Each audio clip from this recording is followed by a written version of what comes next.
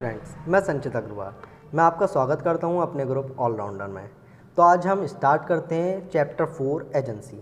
ठीक है, ये हमारे सेक्शन 182 से 238 तक दिया गया है। ठीक है, तो हम सबसे पहले स्टार्ट करते हैं अपनी एजेंसी की डेफिनेशन। ठीक है, तो स्टार्ट करते हैं। अभिकरण दो व्यक्तियों के मध्य स्थापित एक संबंध है जिसमें एक व्यक्ति, जैसे मालिक या प्रमुख कहते हैं, अभिव्यक्त या विवक्षित रूप से सहमति देता है, उसी प्रकार दूसरा व्यक्ति भी सहमति देते हुए उसका प्रतिनिधित्व या उसके बदले में कार्य करता है, तो इसे एजेंसी कहा जाता है। ठीक है, इसकी डेफिनेशन महेश चंद्र बसु बनाम तिलक राम में अभिकरण की परिभाषा दी गई थी। इसमें कहा गया था, एक अभिकर्ता अपने स्वामी से दूसरे व्यक्ति के साथ संविदात्मक संबंध उत्पन्न करने की शक्ति प्राप्त करता है। ठीक है, तो इससे ही डेफिनेशन समाप्त होती है। और अब हम पढ़ेंगे इसके आवश्यक तत्व, अभिकरण के आवश्यक तत्व। तो इसके 3 आवश्यक तत्व हैं। पहला, प्रमुख संविदा करने के लिए सक्षम होना चाहिए।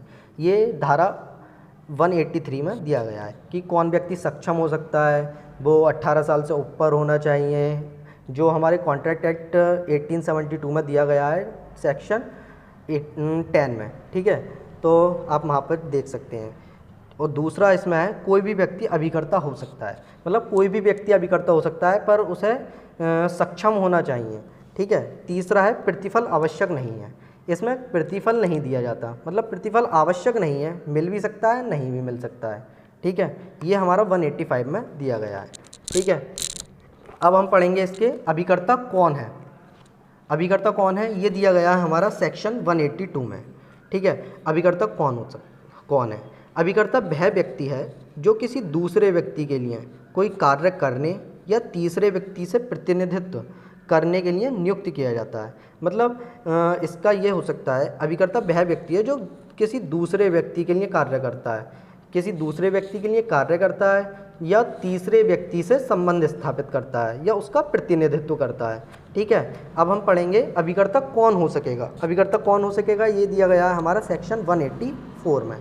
184 में क्या दिया गया है, कोई भी व्यक्ति अभिकर्ता हो सकता है परंतु वह व्यक्ति स्वस्थचित होना चाहिए तथा वह वयस्क होना चाहिए। यह हमने अभी पीछे भी आवश्यक तत्व में ही पढ़ा था कि वह वयस्क होना चाहिए और स्वस्थचित होना चाहिए, मतलब वह पागल या कुछ और मस्तिष्क से बेकार नहीं होना चाहिए। ठीक है, अब हम पढ़ेंगे अभिकर्ता तथा नौकर में अंतर।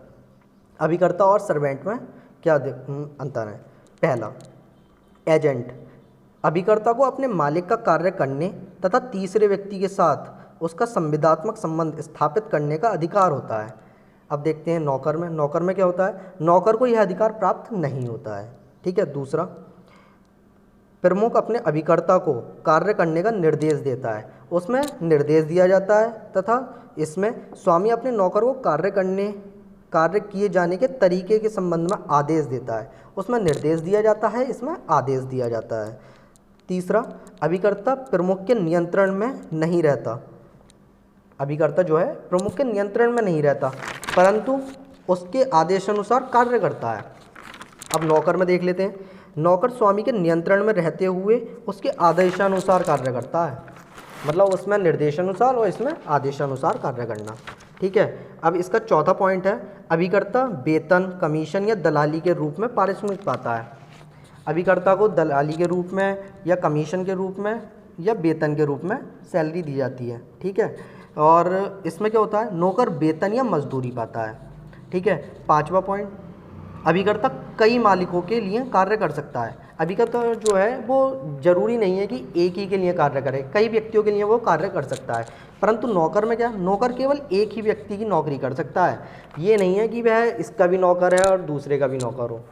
ठीक है, अब हम करते हैं, क्या पत्नी अभिकर्ता के रूप में हो सकती है, वाइफ एज ए एजेंट। अब इसमें 6 पॉइंट दिए गए हैं, इसे हम पढ़ते हैं। पहला, जब पति व पत्नी साथ साथ रह रहे हों तो हो सकता है। यदि पत्नी के दोष के कारण पत्नी पति से अलग हो गई हो तब भी हो सकता है। पति व पत्नी का साथ साथ घरेलू स्थान पर रहना आवश्यक है। इसमें 2 केस हैं, जैसे आप देख लेना बुक्स में से, आपको मिल जाएंगे बहुत आराम से। डेविस होम बनाम मेलोन, यह है 1880। श्री राम सिंह की बुक है अगर आपके पास तो आप पेज नंबर 97 पर देख सकते हैं। ठीक है। दूसरा केस है ब्लेड्स बनाम फ्री, ये 1829 का केस है, ठीक है। चौथा पॉइंट है पत्नी घरेलू वस्तुओं को ही क्रय करने का प्राधिकार रखती है, मतलब घरेलू वस्तुओं के लिए ही वह एजेंट बन सकती है, इससे ज़्यादा नहीं, ठीक है।